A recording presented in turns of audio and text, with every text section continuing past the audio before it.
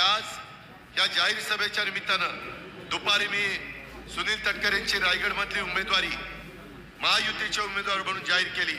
शिरूर लोकसभा मतदारसंघामध्ये महायुतीचे उमेदवार शिवाजीराव आढळराव पाटील हे उद्याच्याला तिथं उमेदवार राहणार आहे। तुम्ही गाळ बसू नका, तुम्ही कामाला लागा। आपल्या समोरचा उमेदवार आधीपासून कामाला लागलेला आहे, तो डायलॉगबाजी करण्यात वस्ताद आहे। त्याच्यामध्ये डायलॉगबाजी करणं म्हणजे चित्रपटात आणि तुमच्या मालिकेमध्ये ठीक आहे, नाटकामध्ये ठीक आहे, जनतेच्या समोर काम करावं लागतो, काम करावं लागतं। ते काम करण्याची धमक त्या शिवाजीराव आढळराव पाटलांच्या मध्ये आहे। त्याचा अनुभव आपण 15 वर्षाचा घेतलेला। त्यांची 15 वर्षाची कारकीर्द काढा, यांची 5 वर्षाची काढा। जरी आम्ही त्यांना निवडून आणण्याच्या करता जीवाचं रान केलं, आम्ही काही मनकावडे नाही।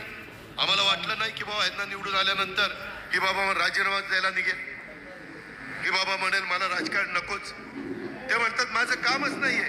अरे काम नाही तर उभा करायला तिथं वेगवेगळ्या प्रकारचे चित्रपट काढत बसायचं होतं आणि एकीकडेच म्हणायचं मी छत्रपती शिवाजी महाराजांची भूमिका करतो, मी छत्रपती संभाजीराजांची भूमिका करतो। अहो 2022 ला वाय आहे की महात्मा गांधी तुम्ही नथुराम गोडसेची भूमिका केली ना, हे कसं काय केलं? हे पटलं का तुम्हाला? ती भूमिका केलेले सांगता, ही भूमिका केलेली सांगा। बघू काँग्रेसवाले तुमचा प्रचार करतायत का? आणि जर तुम्हाला वेगवेगळ्या भूमिकाच करायच्या आणि जनतेचे प्रश्न सोडवायचे नाही, जनतेच्या करता उपलब्धच राहायचं नाही, सकाळ दुपार संध्याकाळ।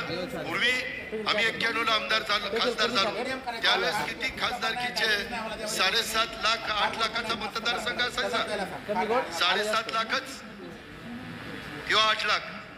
आताचे मतदारसंघ झालेत 25 लाखाचे।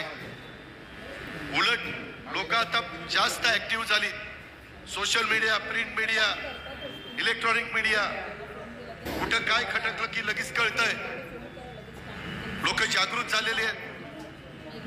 अशा सगळ्याच्या बाबतीमध्ये सतत तुम्हाला उपलब्ध राहणारा खासदार पाहिजे। ते खासदार उद्याचे शिवाजीराव आढळराव पाटील होऊ शकतात।